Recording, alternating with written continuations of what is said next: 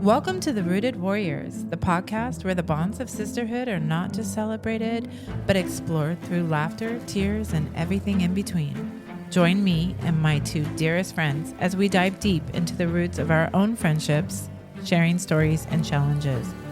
Whether you're looking for inspiration, advice, or just a good story, we're here to bring a piece of our sisterhood right into your life.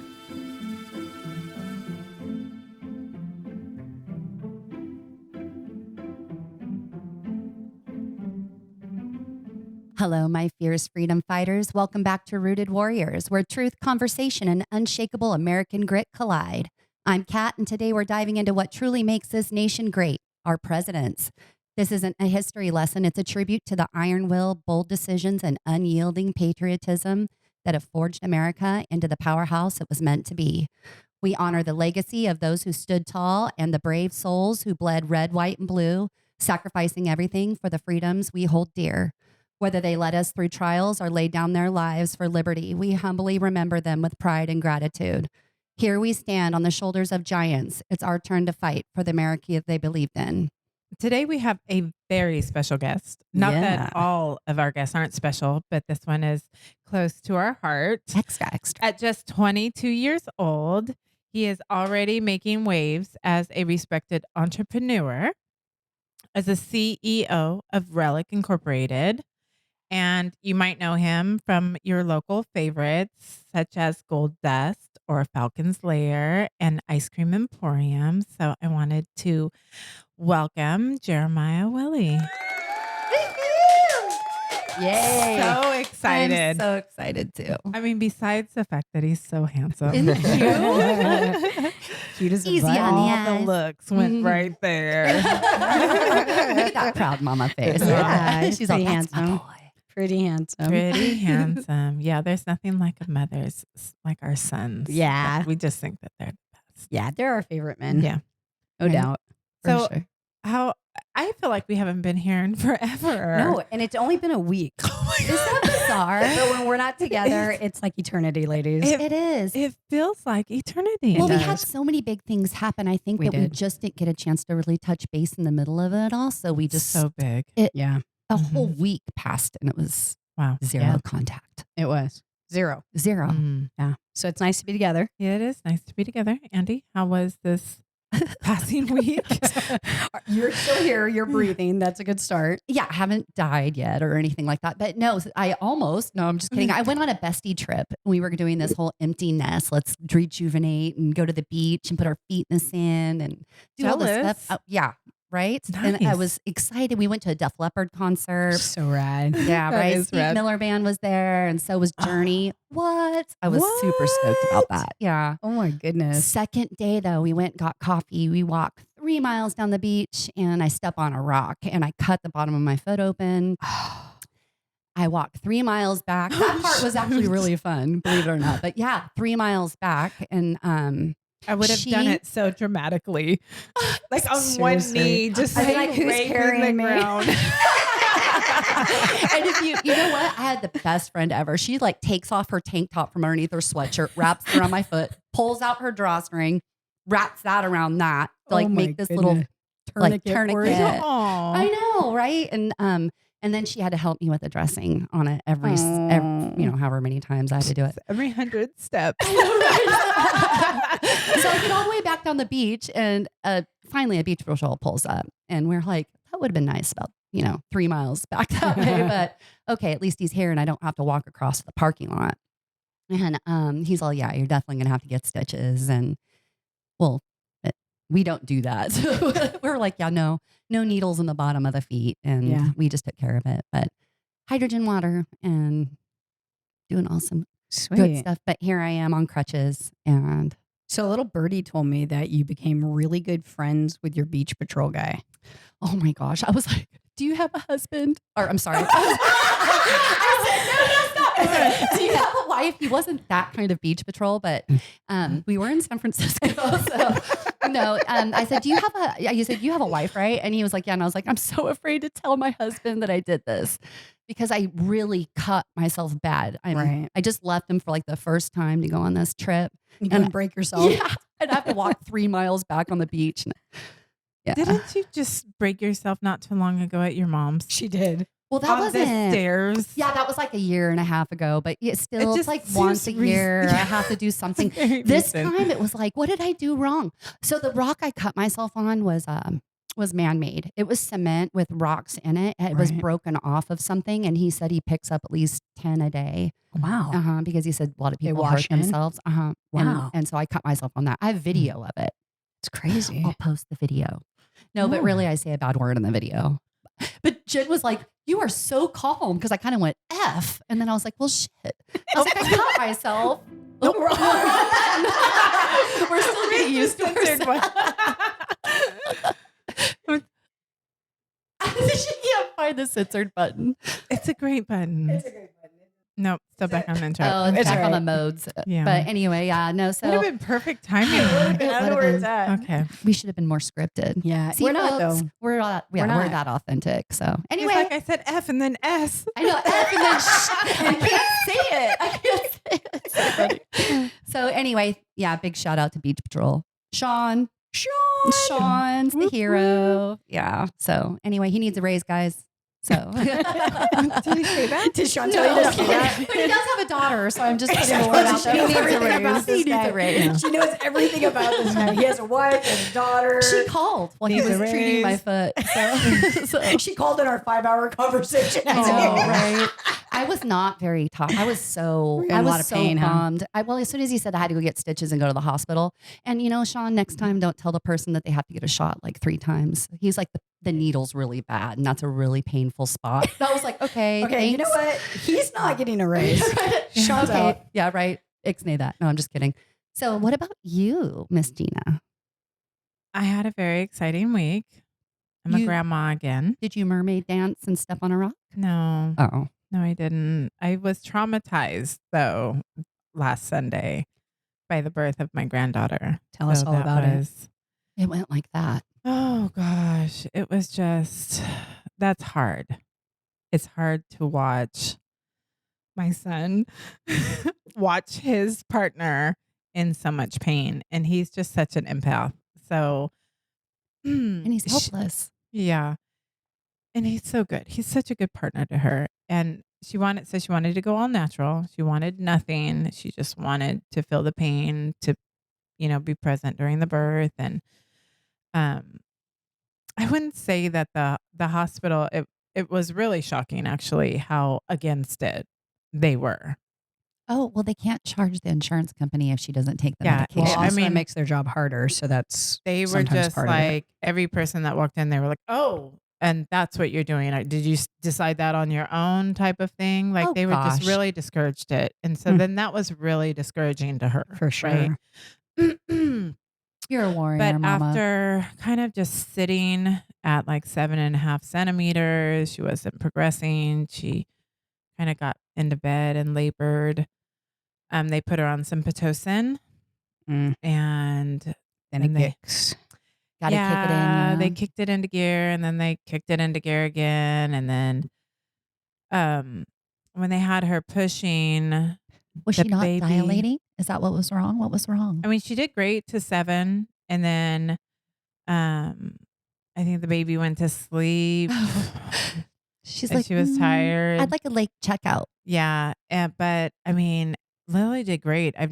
What a warrior! Holy smokes! But it just towards the end, she was like 9.5, 9.5. It just there was like a lip still stuck on the baby's head. It's just not going anywhere.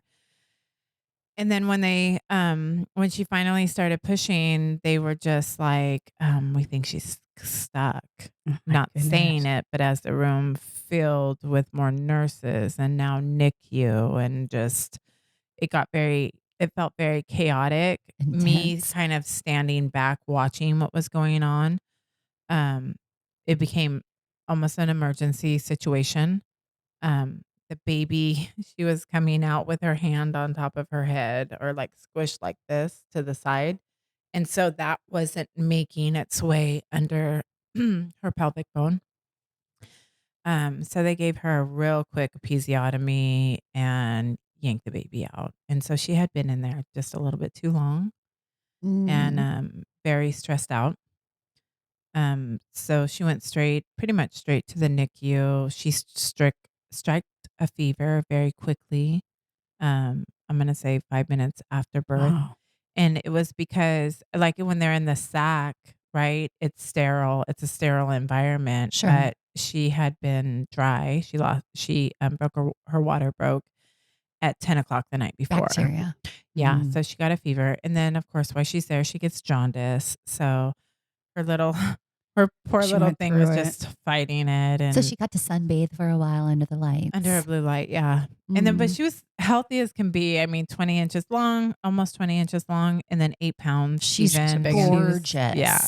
her eyes already are beautiful. And, obviously they're not fully developed, but you can tell that baby's going to have eyes just like She's- Anthony. Yeah. She's stunning. She is. She's She's so sweet. crazy beautiful. Yeah. So cute.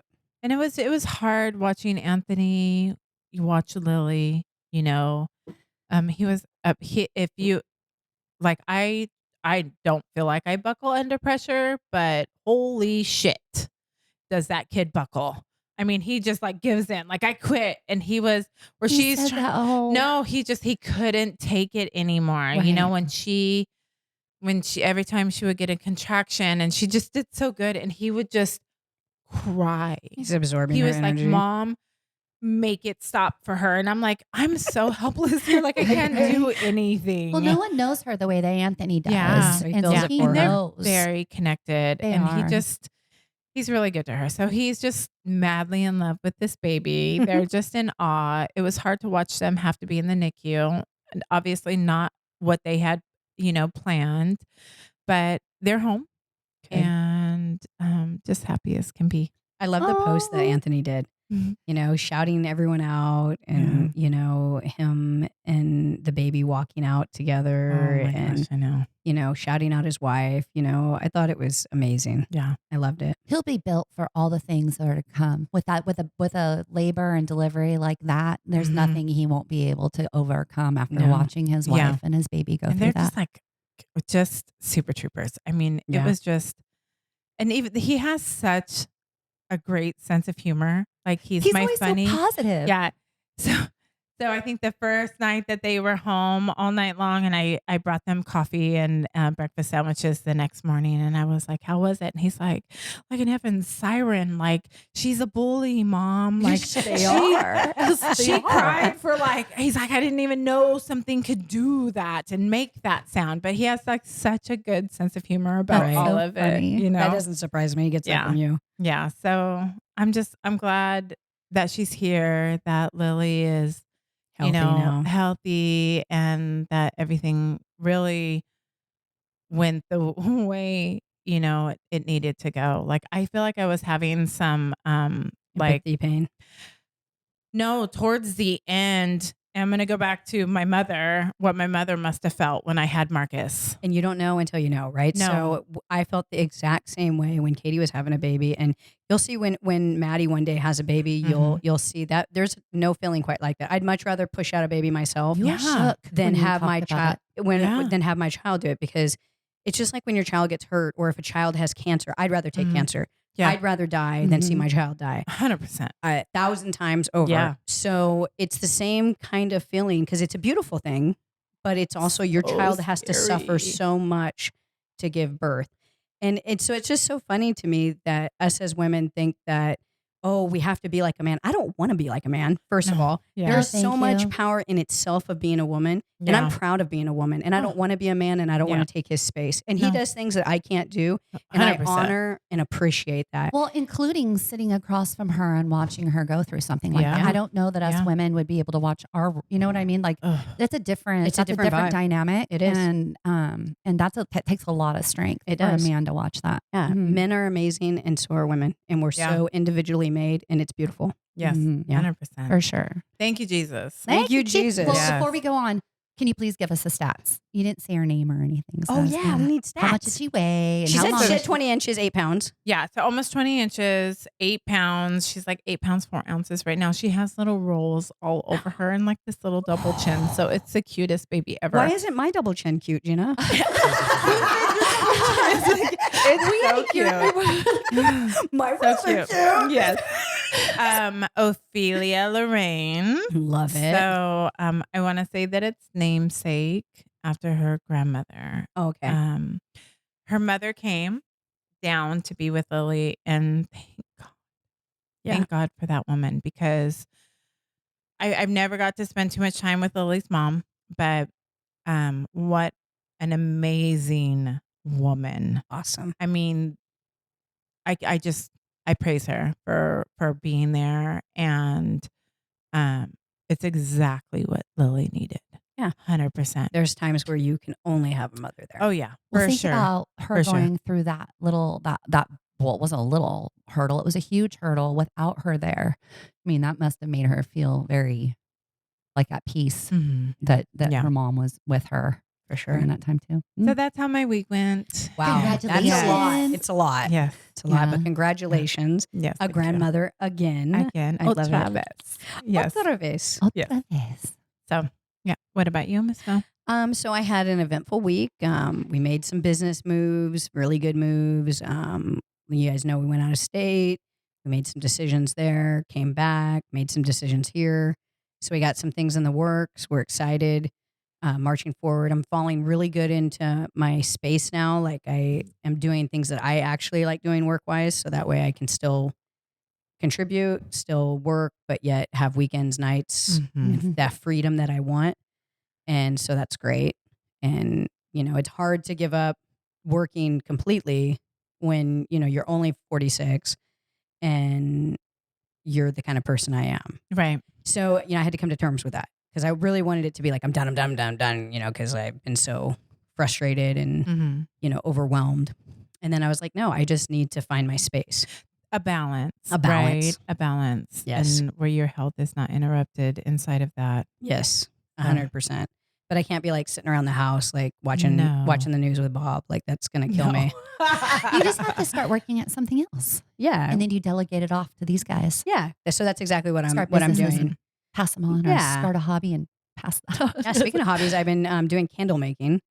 And on Labor Day, I had the kids over and we did candle making. I did pasta beans. We did make your own subs.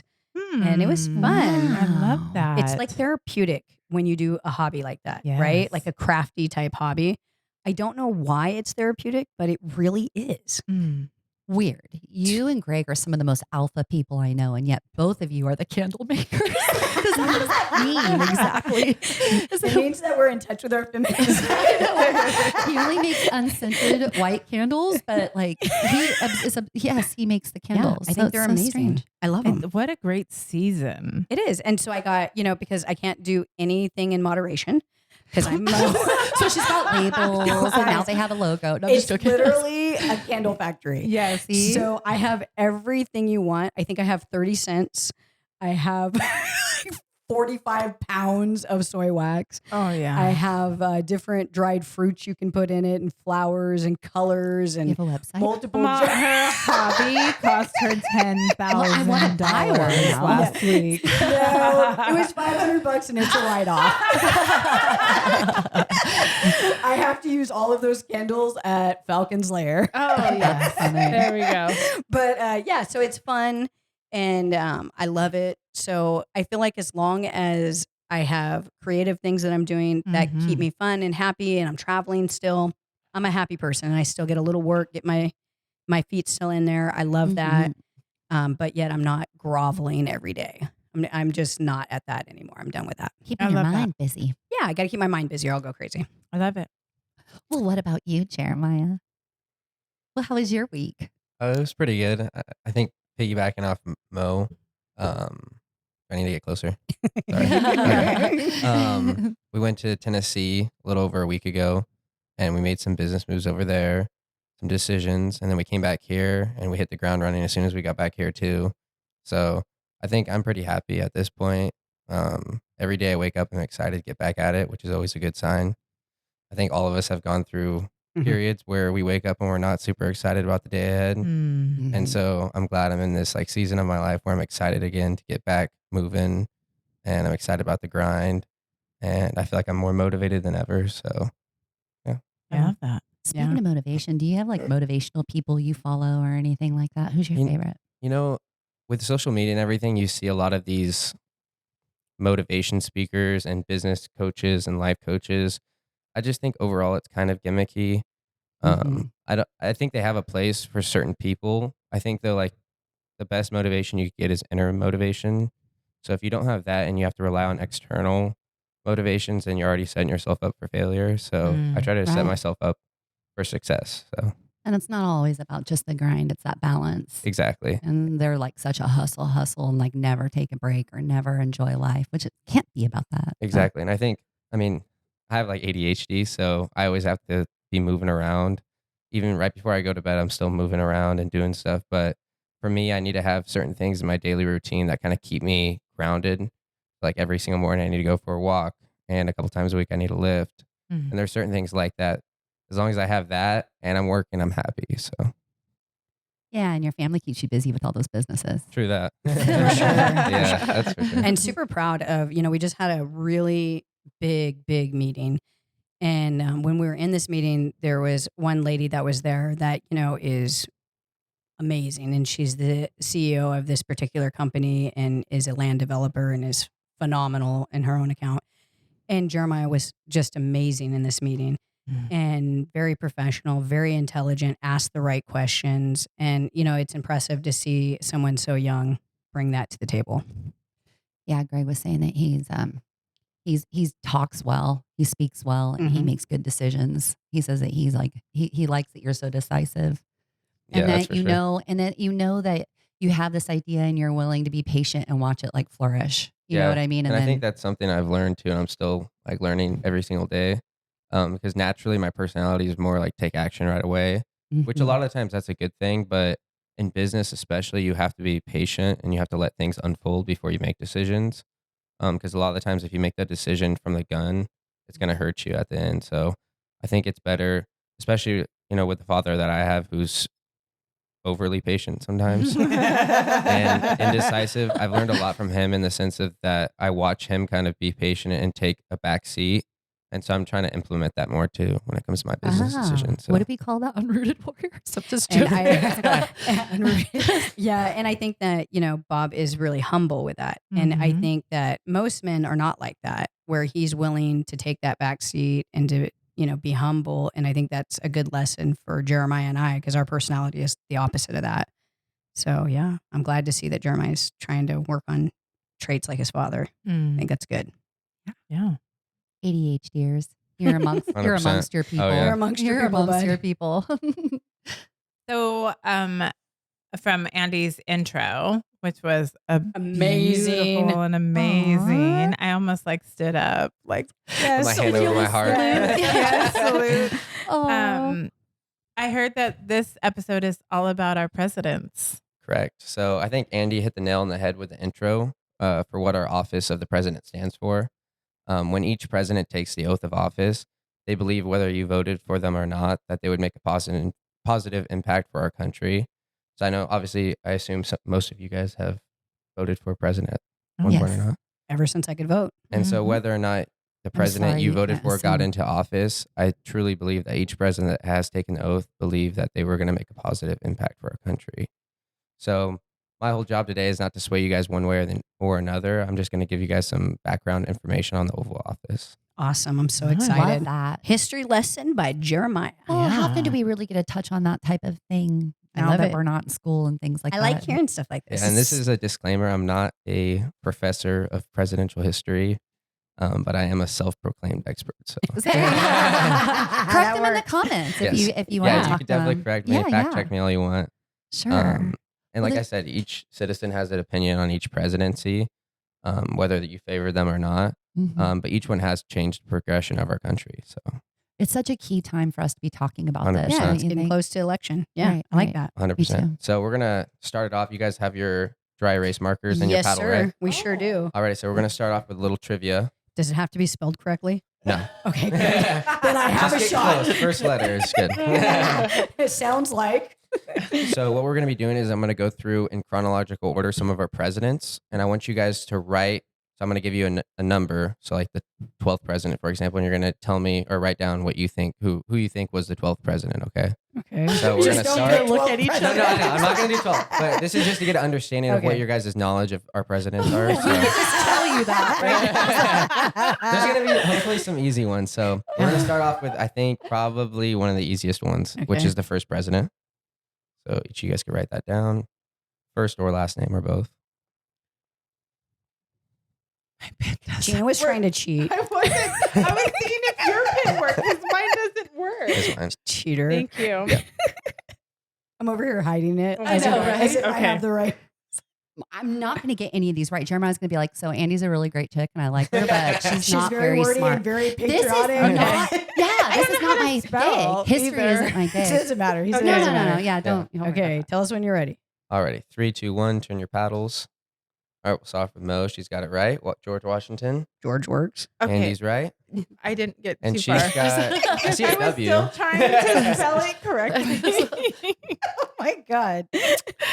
Okay, so we started off with the easy one. We're Okay. gonna work to number 5, fifth president. This president was our last founding father that was a president.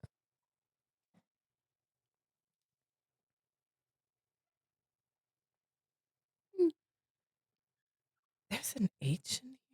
No. All right, everyone ready? it. No.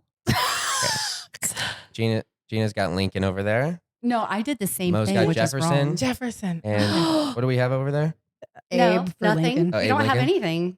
Is it Jefferson? So our 5th president was James Monroe, Oh, we're all wrong. I don't and know. this is not to make you guys feel. Stupid. Yeah, it's not. I just want to get an understanding of where we're at. Listen, 'Cause I want our warriors to play along with So us you and see if they can get it right. can just be guaranteed that we're starting to square one. Yeah. Well, I We're think gonna go third grade for sure. We are not well, smarter there than was a a fifth grader. segment Yeah, no. on Jimmy Kimmel where they did a trivia with presidents, and they walked up to citizens just like walking around, and they were asking them like, "Who's the first president?" And it was like baffling to see how many people are so.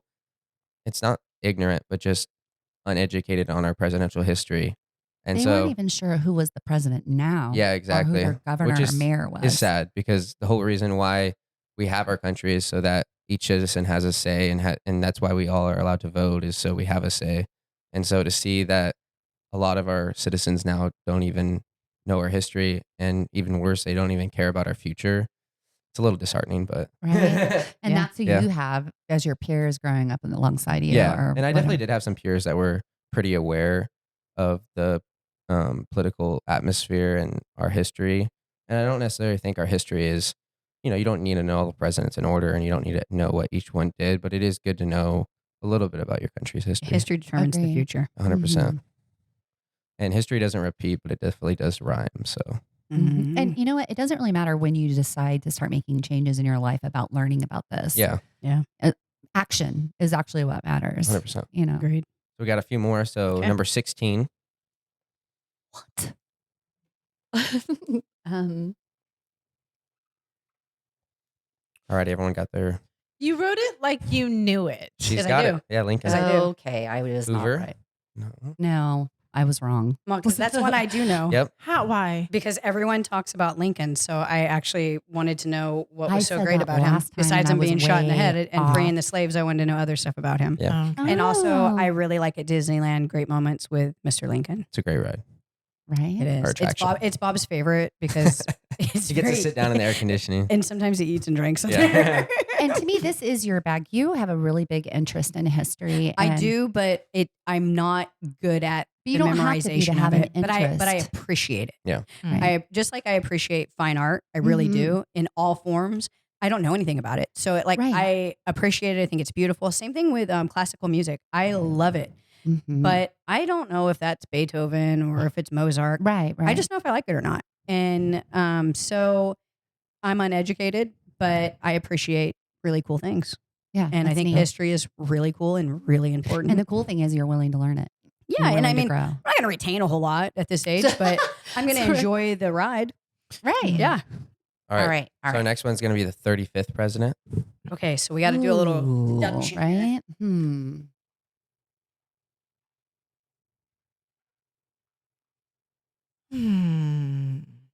Who'd you write? I can't So spell. I'll give you guys a little bit of a hint. So I our don't need 45th president was Donald Trump. Okay. Mhm. So 10 before him. I spelt it wrong, just so It's we're okay. clear. Okay.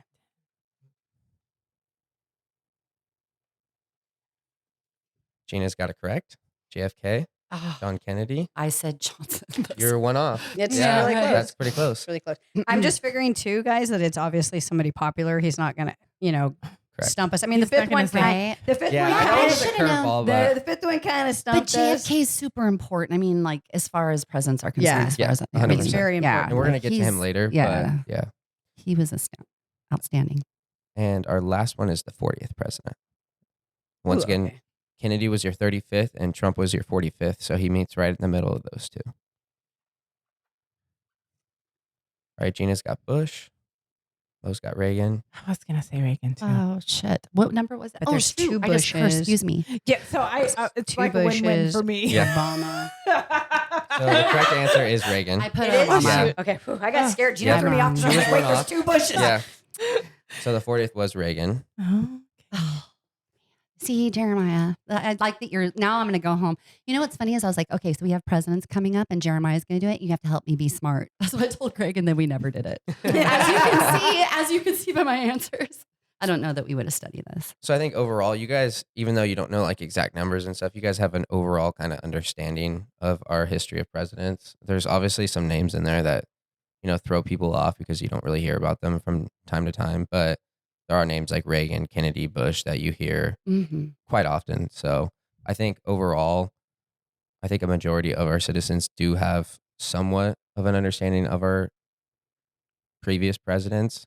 I do think though that we could definitely strive to become more educated on that. So Yeah. I think to start it off, I wanted to go over the president name because that's the beginning of it all. And so at the convention, the founding fathers had a lot of discussion about what they were going to call our commander in chief. And they landed on president, obviously, but they at the time were considering his excellency or majesty.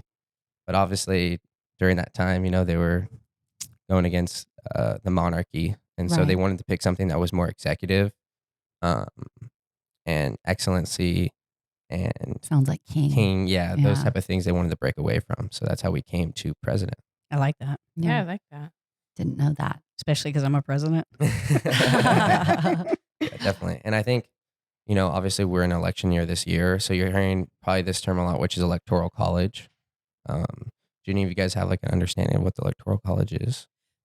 I think it's how many pieces they give each state according to the population, right? So California is like so many electoral Correct. votes, right? Yeah. Yeah. And so, Oh my God, I'm so smart. You're Yes, that was so really good. smart. That was great. but I think it's super important that people understand the electoral college because a lot of people think it's like if you have 100 votes and the other guy has 99, the guy with 100 votes wins, but that's not the case. It comes down to electoral college. Now that being said, most of our presidencies, the electoral college lines up with the popular vote, but one of the most recent, which was Trump versus Clinton, that actually was divided. So the popular vote elected Clinton, and then electoral elected Trump. And so overall, we go with the electoral college. So it's super important people understand that your vote does matter. But if you're in electoral system, like if you're in California and you're voting red, your vote, I mean, I never want to say your vote doesn't matter, but your vote definitely doesn't really sway anything. And so it really came down to the founding fathers. They had two different camps. One of them were dead set in letting it be a democracy, which is, like I said, the 100 versus 99 votes.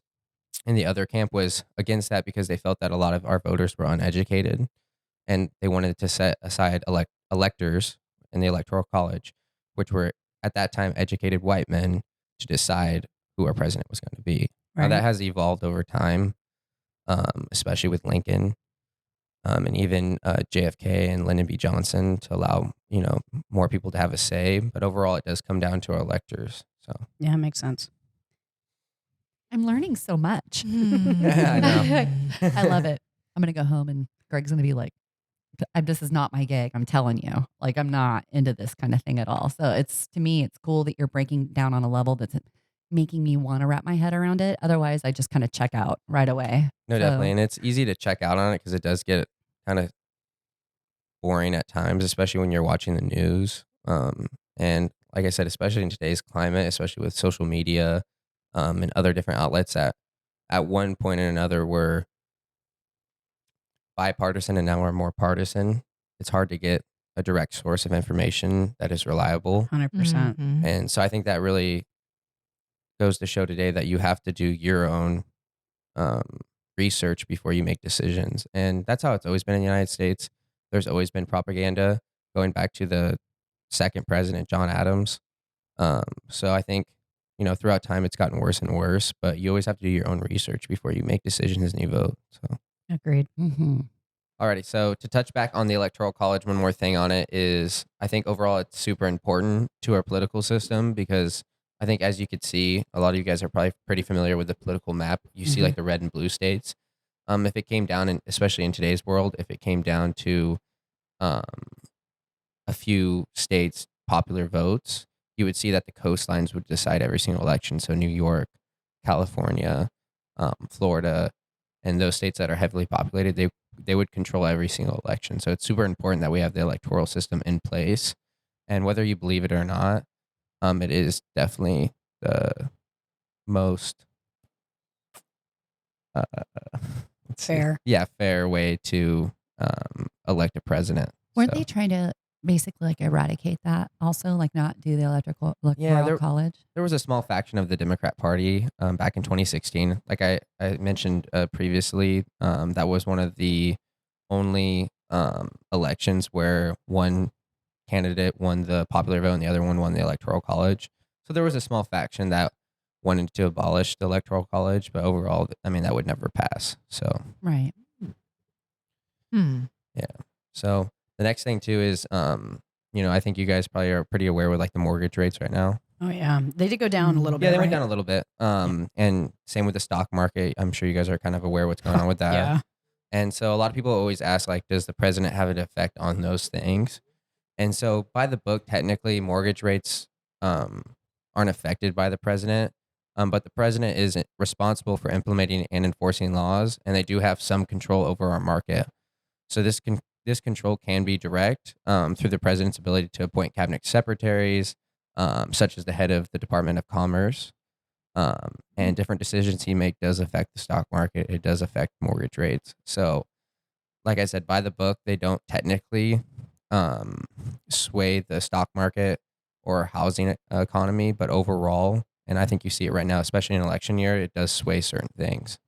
For sure. And so when the market is uncertain about who the next president's going to be, or they're worried about one of the candidates, it's going to negatively affect the stock market and vice versa. So back in 2016, when Trump was elected, right after he got elected, the stock market tanked. And that was due to people were uncertain and people were kind of uneasy about that decision. And the same happened in 2020. So I think we kind of see a repeat on that. And then it's vice versa when they get a president, like when Reagan got elected to his second term. Actually, during his first term, he went through what they called a Black Monday, which was a stock market, like a mini recession. Mhm. But once he was elected a second term, the days following the stock market took a huge jump. And so I think we see it with every president. He does affect certain things like that. Yeah. Do you think that with certain investors or like certain big money holders that they, depending on their political, their gauge, that they place their money where they want to and take it and pull it during election to make it look like certain things are happening ever? Like, do you ever think that like it can get dirty? I'm just curious because Greg does stock markets more than I do. Yeah. I'm just curious. There's a lot of speculation that comes to that. And a lot of people say it's like deep state. And there's people that are kind of like pulling the strings on things, which I think is true to a point. Mhm. I don't want to like conspiracize too much, but I definitely think like Warren Buffett recently, he took out a bunch of Bank of America stock. And so people kind of follow that same trend because he's The literally leader of it. he's literally the Right. goat of Yeah. investing in our millennia. So I think people kind of follow those trends that our leaders in the stock market do. Mhm. And when you see them start to pull out some of their stock or maybe invest in certain things, it makes you a little bit worried about the future of our stock market. And I think every election year, though, you're going to see a little bit of volatility in the stock market just because it's uneasy and uncertain. Mm. But definitely this year is definitely one of the most turbulent years for the stock market in recent years. So Right. besides 2008, but that was sure. a different story. And I don't know if you guys are familiar with the terms like hawkish or dovish. No. So you have a hawk and a dove. So when it comes to monetary policy debates, the two perspectives are hawkish versus dovish. So hawks generally favor higher interest rates to control rising prices. So this goes with the stock market and the housing economy, while doves typically prefer lower rates to encourage economic growth. And so it used to be that the Democratic Party, especially in the early 1900s, they were more dovish, but it kind of has done a flip in recent years. And so it really comes down to when the president takes office, he appoints those people in financial cabinet positions. And if they're hawkish or dovish, that will affect the stock market as well, and it will affect our economy. Wow. And so when you elect a president, you have to understand that when he elects all those people in his cabinet, those people are making just as many, if not more, decisions than the president. Wow. Yeah, Right. I that guess makes sense. Right? That's his team. Never heard of it. And though. so all we do most of the time is just research the president. Right. And Correct. to be fair, all we're looking at is the propaganda that we're watching. So Correct. if Right. we're CNN people, we listen to that propaganda. If we're Fox people, we listen to that propaganda. Because all propaganda. Right. Yeah. But we have to do our own research. No, And 100%. you have to dig deeper than what they're Deep. trying to show you, because Yeah. what they're trying to show you is, I don't know, like it's almost like going to a restaurant and they're pushing a particular fish. A lot of times that isn't because it's a brand new fish that came in; it's because they Right. need it to go. You know what I mean? So like, I don't know. Anyways, Yeah, but it makes sense that the people that are in his or her cabinet is super important. Oh, yeah. Yeah. 100%. Yeah. And I think, every single president has picked their cabinet. And we definitely had some turmoil in the 1800s with that. So they called it the spoils system. So basically, when presidents were running or presidential candidates were running, they were promising certain positions to people if they helped them get elected. And Ulysses Grant kind of helped dissolve that. And it was a good thing because they weren't really picking people based on their qualifications. They were just picking people because they were donating money or helping them. buddies. Oh. Mhm. Yeah, and you're starting to see that a little bit yeah, again. you are. Mhm. And it's a scary thing to see because people are getting positions that they're not qualified for, and it's hurting our country in negative ways. And so I think we need to go back to who's the most qualified for the position. And It's not always based on your wallet. yeah, you have to kind look of at it thing. more as a business and not, a Business. fundraiser and a sponsorship. Well Yeah, put. Pick the best man or woman for the job. Exactly. And so from the election of Lincoln all the way to Grover Cleveland, and then following all the way until Woodrow Wilson, there was a period of about 50 to 60, like 55 years where it was all Republican presidents, only one Democratic president. Oh wow. Wow. And the one Democrat president who was elected, he was actually elected twice, so he served 2 terms, but he was the only president that served non-consecutive terms. So you usually see like Washington served 2 terms in a row, Reagan served 2 terms in a row. So Grover Cleveland, he was the Democratic president during that time. He served as the 22nd president and the 24th president. Oh, wow. He came Yeah. back. He came back from the dead. Is that the only president that's ever done that? Correct. And so right now in this election year, if Trump were to win, He would be the next he would one. be the next one. So he'd be the 45th and the 47th. And so a lot of political nerds are going crazy about that, whether they like It's Trump kinda- or not. Yeah. Yeah. And so I think during that time period, you saw a lot of changes for good and bad because a lot of the people that were taking office were all of the same mind. And so we actually progressed a ton as a country during that time because we were just getting a lot of stuff done. Oh, yeah. And because there's not one Yeah, versus right. the other, because a lot of times, Bush goes into office, he makes these changes, and then Obama comes in and he Reverses he them all. reverses Just all of them. tears it down. So we Mhm. had a lot of growth during that time. Now, that being said, there was a lot of things that happened that weren't beneficial to the overall state of the United States. But that being said, it progressed us in a lot of ways. And during that time, we saw a lot of innovation, a lot of growth. And that's when we really became a powerhouse. Mm. And to touch back on Grover Cleveland, have you guys heard of the candy bar Baby Ruth? Yeah. Yeah. So who do you think Baby Ruth is named after? Well, you would think. I know, so I can't say it. Batter up. You would think His baseball. dad's the one player. that gave me this history, so that's why I know. Oh, you know it? Yeah, so I won't say. Yeah. Not after the baseball player? No. It's after his daughter. You're Yep. gonna tell me it's after his Yep. daughter. Her name was Ruth or something. Correct. Are you serious? Yep. Oh, I was only joking. And so But that's a little still, fun fact about him. Now That's they crazy. Mhm. I don't know if they've ever given like a official answer, but that's the answer. And so I think it's pretty cool that we have a candy bar named after a president's daughter. I do too. Oh, that's And awesome. he's a pretty interesting president, like I said, because he didn't give up. He was motivated to get back in office a second time. Now I have all these And- questions though. Like, was the baby born when he was in office, and how many kids does he have, and what? So Like- he actually I believe he got married while he was in office. I believe he was Oh, one so of the it only presidents to was. do that. Yeah. And there was a lot of speculation when it came to his marriage because the woman was a lot younger than him, and he had known her when she was a child. Oh. And so there was a little bit of allegations when it came to that. And there's a book, I haven't read it, but I've heard about it, that kind of goes more deep into his misconducts and allegations.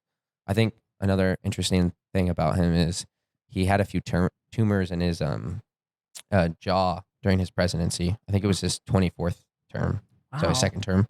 They were cancer, right? He had mouth cancer. He had Oh, he mouth cancer, did? and Yeah. so he didn't want the public to know that he had cancer at the time. So they put him on a yacht or a boat, and they performed surgery on his maxilla, which is his jawline, Oh, and they actually had to put a prosthetic there. So we had a fake jaw back then. Correct. And what they did, and That's it insane. actually didn't affect his speech, but he had to grow facial hair to kind of to hide it. But Wow. at that time, it was pretty big news, and his doctors didn't say anything until I want to say it was like 20 years after he. Oh, He you passed couldn't away, have or you couldn't have he that was- type of No. secrets in today's world. Mm-mm. No, but I think that really shows way. that during that time, people loyal. respected the president's office so much, and that's kind of what upsets me nowadays. Like even, there's presidents that I haven't been so keen on. But that being said, the president's office does deserve our respect because what they take on is a lot, and the pressure that they have to go under is a ton. And like I said, whether They're they your do guy a or good not. job or Yeah. not, they really do try to make a positive impact. They're not trying to destroy our country. And, whether the steps Right. they make are the steps that we want to see done or not, I truly believe that all of They're our always presidents. going to be hated by Oh, by 100%. half or whatever. You know, and the 100%. other part that didn't get their way. It seems like it's a thankless job in some sense. And one thing that I'll never understand is no matter who's president, and there's been presidents that we've had in my lifetime that I don't agree with anything pretty much that they do, but I still love my country and I would never want to hurt my president. And I sure in the hell wouldn't want any other country to touch or hurt my president. It didn't matter who it was, whether it was a man or woman that I voted for or not. Well, I'll be honest, I wasn't super pleased with our current president, right? But that doesn't mean that I don't respect however it was that it was brought in, if as long as it was done legally, you know what I mean? And that was the way it worked out, then that's what That's my president. That's Whether what we have to do. yeah, whether we I support that or not. I support. It's not my president. Not I'm just my joking. president. That is not- but you did sign up whenever you missing chose to man. vote, like when that you respect whatever it is, and that's what we did. Is we sat back I love and my wait, country. and that's the way it is. I love my You know? country. And Period. exactly, And and regardless if you win or not. I think the last time we really had it where the majority of the people were behind their president was during Reagan's second term. And during that term, he only lost one state. No, he lost DC too, but he only lost one electoral state, which was Minnesota, which was the Wow. home state of Walter Mondale, his opponent. And the rumor is, it was never confirmed, but Reagan purposely didn't campaign in Minnesota because he wanted Mondale to win his home state. And Aw. so I don't know if that's true or not, but whether or not that was a huge landslide, pretty much, I mean, it was almost unanimous. Say it again. Say it Say it again. 3 times fast. I can't say that word. But that was probably the last time that we've been fully, the country has been fully behind a president and behind his policies. And so I'd like to see that one day come back. I don't know if it ever will I because I know, feel like we're right? so divided. But I think it was probably, I mean, I wasn't alive during that time, but it was probably a pretty good time to be alive when everyone, the general consensus was we stand behind our president. We fight for our country. Yeah, we're red, white, blue kind of. you know, Kind of like World War II. Yeah, no, how 100%. everybody got behind. Didn't matter who you voted for. You were about our country. 100%. And I think, right now we have the 22nd Amendment in place, which makes sure the president doesn't serve more than 2 terms. So they're like legally that. obligated to only serve 2 terms, nothing more. Now, during World War II, our president served 4 terms. He died in his 4th term. And a lot of people would look at in that and say that, he was trying to be a monarch. He was trying to be a king. And I'm not the biggest fan of Franklin Roosevelt. But that being said, I think during that time we needed one Strong person leader. in office Stability, the entire too. time. Yeah. Mm-hmm. We couldn't be switching our political leader in the middle of a Agreed. world we crisis. wouldn't be taken seriously by other countries. 100%. and the 100%. leadership. And so I think it was super important at that time that we maintained our leader. And I think the 22nd Amendment was definitely necessary after that to ensure that no one else would do that, because you don't want a monarch. That's not what the founding fathers wanted. And that's why Washington, after his 2nd term, they wanted him to stay president until he died, basically. And he walked away on his horse and he said, I'm done. I'm setting the president for the rest of you guys. No one, basically no one serves more than 2 terms. And so I think that was super, like I said, each president, whether we like them or not, has set presidents that have held true to this day, whether they're in written law or not. Yeah. And I think, to me, Washington's my favorite president. Yeah. Tell me why. It's hard to beat him because he really set, like I said, he set the foundation of what our country was. And he took on a risk knowing that our country might not happen. It might happen. If we didn't win, he was going to be hung. And all of his other compadres were going to be hung too. Literally like life or death. If he It was life or win. death. And he was doing it Wow. not for himself or even his kids necessarily. He was doing it for us. And he knew that if he set it up the right way and he fought for what the United States could be, that we could create a country of our own and have our own beliefs and have our own values. And I think, I don't know if we'll ever see a leader like George Washington again. And I think going in all of world history, he's one of our greatest leaders. Agreed. Right. Yeah. And we've had some not so great leaders either that have kind of put us back too. And I think, like I said, there's Democrat presidents, there's Republican presidents, there's Whig presidents, there's Democratic Republican presidents. So it hasn't always been Democrat versus Republican. That being said, there's a few presidents that always fall at the bottom of the list. And Carter does fall pretty low. Now, Carter's that being pretty said, low. he was a nice guy and he had good Mhm. moral values, so he doesn't really fall like towards the bottom three usually.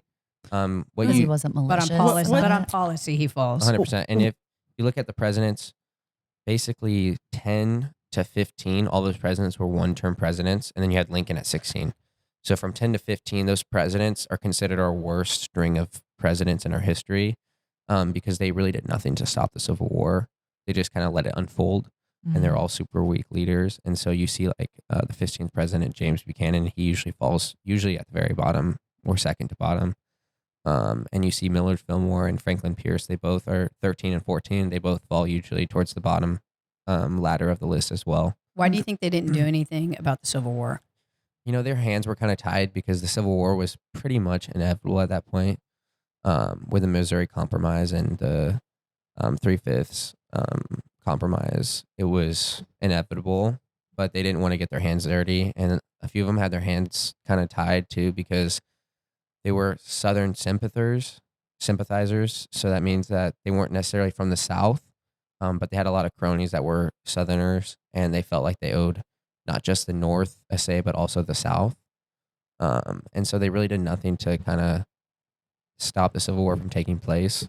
And so that's why they really fall at the bottom of that list. And also, they only had one term. And so when you only serve one term, there's only so much you can do Yeah, that makes sense. already. So we talked a little bit about the worst presidents. And like I said, a lot of those are kind of a general consensus that kind of puts them towards the bottom part of that list. And it goes, the same way for the ones that are at the top of the list. So a lot of times at the top of the list, you see the names of Washington, you see Jefferson, you see John F. Kennedy, you see Franklin Roosevelt, you see Ronald Reagan. You usually see those names at the top of the list because overall, whether you agreed on their moral values or their beliefs, they had a generally positive impact on the progression of our nation. Lincoln would be one. Right. Lincoln for sure. And I think, especially because I was in AP government and AP history, I see a lot of more of the flaws of those guys that are at the top of the list. And so I'm not as favorable as other people are to some of those people on that list. Right. But that being said, I do respect what they have done for our country. And I see why they've had not only political impact, but also cultural impact. And I think John F. Kennedy is the first one that comes to mind when it comes to cultural impact because he didn't even serve a full term. And so when I would hear people, because in high school, I was always like, "Oh, who's your top 3 presidents?" And, You would ask. That's the kind of guy he is. This Yeah. is the kind of kid you're dealing with. And so like when I'd hear people say John F. Kennedy in my head, I'm like, why would you pick him? He didn't even serve a full term. Like he couldn't even make any political changes because he wasn't around long enough. But that being said, he had a lot of cultural impact, and especially with his assassination too, it kind of got us all back, fighting for our country and really Yes. I patriotic. feel like he talked a lot about things that a lot of people were afraid to talk about, and he didn't quite have the security that was needed. You know what I Apparently. mean? My point is that like he was talking about some really intense subjects, and they did not want him. You know what I mean? So if I had to say I like JFK, it's because he was pushing the envelope Yeah. Right. on the truth. At that time, he definitely was. And also, he was super charismatic and he was a great, great orator. And I think if you hear a few of his speeches, you understand that It's like Obama. Obama was a Oh, phenomenal he speaker. puts Obama to shame though, Yeah. and he takes him to the cleaners. And Yeah. I think another one that comes to mind for me is Bill Clinton. Great Phenomenal speaker. And whether you agree with him or not, he was the type of person when you heard him speak at a State of the Union or in the Oval Office, you got behind him because. And then he had a charisma, just yeah. like JFK. Yeah. Both womenizers, but Yep. at the same time, they have a charisma that males and females are attracted to, and charisma counts whether we like that or not. So when you have an old white man that's in there that is bringing no charisma to the table, it really is unattractive to people. Other leaders can't. You know what I mean? They need someone to be able People to. like charisma. Right, they do. And it's a challenge in a The sense. cultural change, kind of like what he's talking about. When you have someone young like JFK in there who's intelligent, articulated really well, those are things that people are attracted to. And it forces them to rise to that. They don't have to just go, oh, well, my opponent is like this, like small and can't speak like this. So I don't have to show. Now, whenever they come up against these really charismatic leaders that can speak really well, I feel like it forces them to now have to speak Levels as up. well. Yeah. And even ones that don't speak well, that's a whole nother thing of charisma. Like I would say that Trump has that. You know, he kind of speaks like the average guy. You know, he's got a lot of cuss words in there. He's talking plain English to everyone, but he's very manly and he's very alpha, and people respect that. Whether certain people like that or not, other men respect other alpha males, and it shows. 100%. And with John F. Kennedy, he was kind of the first president that really was shown on TV. And that was a huge impact too, because before that, it was mostly radio. And so once you saw JFK's face on TV, a lot of Pretty boy. it got a lot of women to vote. And before then, a lot of women weren't voting, even though they had the right to vote at that point. A lot of them just stayed out of it. They felt like, even though we were the last ones allowed to vote. I know, pretty crazy. But that being said, when they saw his face on TV, it made the decision a little bit easier for him. He's pretty talking too, right? When it comes to orators, the last one I want to touch on is Reagan. He was kind of a different perspective when it came to oration. He wasn't like JFK. He wasn't like Clinton. He wasn't Mr. Smooth. And that being said, though, he was super charismatic. And I think what really helped him was he was an actor. And so when you act, you're playing characters that aren't really yourself. And he really knew how to use that to his full advantage. And he knew how to get the crowd going behind him while still speaking super articulate. And he always, laid down the law. And I think he was probably, him and Clinton are our last great orators. And now that being said, how you speak doesn't determine how good your political policies are. And so I think people need to understand that when they hear someone speak on TV, 100% is that whether they speak good or not does not mean they're going to make a good president. That being said, it makes them, that president will be easier to be elected and will be respected more if he's a great speaker. Yeah, it's easier to be respected when you speak well. 100%. Yeah. Yep. Jeremiah, you are such a pleasure. I love thank you. I'm so I'm not glad boring you guys came too on. much. You're not boring. You are not. Stop it. Alrighty. So next is I said I wouldn't really dive too much deep into like my political beliefs or anything like that, and which I'm not. But I'm going to go over a list of some presidents I feel like are underrated in our history. So a few of these names you've probably heard before. A few you probably haven't. So the first one, in my opinion, is right up in there in my top 5 is James Knox Polk. So he was our 11th president, and he was considered a dark horse candidate. So at the time, that was. Have you guys heard the term dark horse before? Yes. Oh yeah. Yeah. So you hear it a lot, like whether it comes to sports or even politics or whatever it is. When it comes to a competition, the dark horse is usually the candidate or the person that you feel most people feel like is probably not going to win. He's kind of the underdog, and so at that time, he was considered the underdog. And when they asked him what he was going to do in office, he laid down a set plan of what he was going to do. And he said, after one term, I'm done. And he made a promise of what he was going to do. And so when he took the oath of office, he said, I'm not going to serve a second term, no matter how good you think I am or how I do or how I perform. This will be it. And so he served from 1845 to 1849. He acquired Oregon, California, New Mexico, and he helped settle the Texas border as well. And at that point, he lowered tariff rates and established the Department of Interior. And so he set out pretty much every single promise that he made, he fulfilled, and he walked away from the president's office. Man. Nothing like a man that keeps his word. I love that. And Yeah, that's why right? he's my favorite, is he was just a man of his word. And he never tried to show off, or he was super humble, super quiet, but he got his stuff done and he got out. And that Those was it. quiet ones you got to worry about. 100%. Right. 100%. And I think, he died right after he went out of office. And I think, honestly, the stress of the He office. probably knew he was going to die too. Yeah, and as that possible. too. And so I think just the combination of things, he knew that this was it for him, kind of. And he was truly one of the presidents that he just wanted to progress the country. It wasn't about his beliefs or what he thought was better. He just wanted to make sure that our country was set up for success. That's awesome. Yeah. And he was the president during the Alamo too. Oh, is that right? Yeah. Fun fact. I love Yep. that. So my next president I have on this list is William McKinley. He was the 25th president. He served from 1897 to 1901. So you think, okay, 2 terms. He served 1897 to 1901. That seems short, which it is because he was assassinated in office. Oh, wow. And Wait, what? yeah, Did you guys know that? No, Mm-mm. that's what. yeah. So we've had 4 presidents assassinated in office. So it was Lincoln, James Garfield, and then McKinley, and then Kennedy. I did not know that. Yeah, so those 2, Garfield and McKinley, they kind of fly under the radar. I think it's because, like I said, the cultural impact of the Kennedy and the Lincoln assassinations, get kind of overblown at times, where these 2, they just really fly under the radar. Especially because McKinley, the guy that took over from him, is none other than Teddy Roosevelt. And so it kind of established, and when you transition to Teddy Roosevelt, I mean, he's a really strong leader as well. And so there wasn't a lot of turmoil. So they forgot about it. So they kind of forgot about it.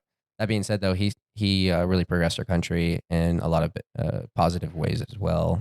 A lot of it has to do with how media talks about it too. 100%. Right. Yeah. And so if they're glorifying or talking a lot about, like, say, JFK's, you know what I mean? There's a lot of Spent a lot on there's that. a lot of yeah. scandalous things that Oh, were yeah, around that. 100%. So it was And easier for them to push. Exactly. And like Garfield and McKinley, they weren't super scandalous men, and they weren't charismatic. They weren't super good looking. And so, when Boring. Yeah, I'm when just they were- kidding. yeah, I'm just when they were assassinated, it was like, okay. Doesn't Yeah. matter what they did in Andy's book.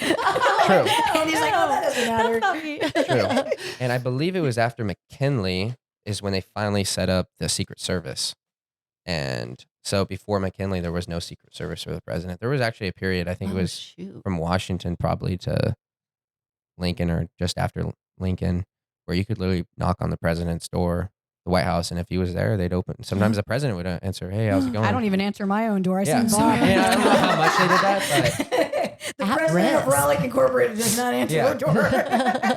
but obviously things have to change because people get crazy, and so We've seen that. yeah, Right. and even leading up to this year when Trump was almost assassinated, you see that whether how much protection you have or think you have, there's always a chance for assassination. There's always a Looney Tune. There's always a Looney Tune out there who has a plan. And a weak link. Yeah, there's always a weak link too, Mhm. and you're only as strong as your weakest link. So, Mhm. Word. I think we have to be careful with how we protect our president too. And a lot of people are like, "Oh, why do we need to spend $50 million on protecting our president?" But you don't understand that if our leader goes down, We go the down. country will crumble. It's our greatest asset at the Yeah. moment. Like 100%. whoever is Absolutely. president. Yeah. Yeah. Regardless, like if you want to go above and beyond and talk about what's really important, but get course. philosophical about it, but really, truly, the leadership is Leadership's everything. right. 100%. And so my last one I want to go over is Calvin Coolidge, which was our 30th president. And they nicknamed him Silent Cal because he was super quiet. And there's a The story. quiet ones. Yeah, right. There's a story about him. A reporter was, they back in that time they would invite reporters to eat dinner with them. What And the yeah, heck? right. Can you imagine that now? Now you never see Jake Tapper and Trump having dinner together. That wouldn't really happen. But I believe it was like a Thanksgiving press dinner or something like that. And the reporter said, "My friend said if you say more than 3 words, he'll give me $50." It was something along those lines. And all Calvin Coolidge says was, "You lose." That's so great. Yeah. Oh, I And love so it. I like him in that sense. But also That's funny. while he was president, he served a term and a half, a little over a term and a half. And that was Warren Harding. He was our 29th president. He actually died in office, not assassinated, but he passed away in office. And so Calvin took over for him. He served the rest of that term, and then he served another term after that. And while he was president, the debt went from 22 to 16, a little over 16 billion. And so he reduced our debt. He was the one that passed the Indian Citizenship Act. So all of the Native Americans were allowed to become citizens, which was super important. He also made sure that our forests were protected. And so he kind of had the same philosophy when it came to our national parks as Teddy Roosevelt did, that we have to build and expand, but at the same time, we shouldn't take out what was here before we got here. I think that's super important. You have to preserve certain things. Mm-hmm. And so I really respect that about him too. And the last thing was he had a laissez-faire mindset when it came to our economy. And laissez-faire is a French term, and that means basically that you're not going to interfere with the market, especially if it's going right. And so he kind of had this idea that, hey, the stock market, this was during the roaring 20s. And so he had this mindset, hey, everything's going great. I'm not going to dip my toes in the water. I'm just going to let the citizens and the free market play out. That being said, some people kind of point him towards why the stock market did crash. He wasn't the president when it did crash, but I did like that about him. He kind of just, like, he knew his position as president and the power that he had, but he also let the citizens of the United States and the free market kind of determine how the economy would play out. I love that. Yeah. Wow. Well, thank you, Jeremiah, for taking the time today to give us a little history lesson. So that's a wrap up for us for our journey in the lives of our U.S. presidents. A big thank you to Jeremiah for sharing his insight and bringing history to life. As always, tribe members, stay curious, stay learning, and remember, our past shapes our future. This is Mighty Mo. Feel blessed, be blessed.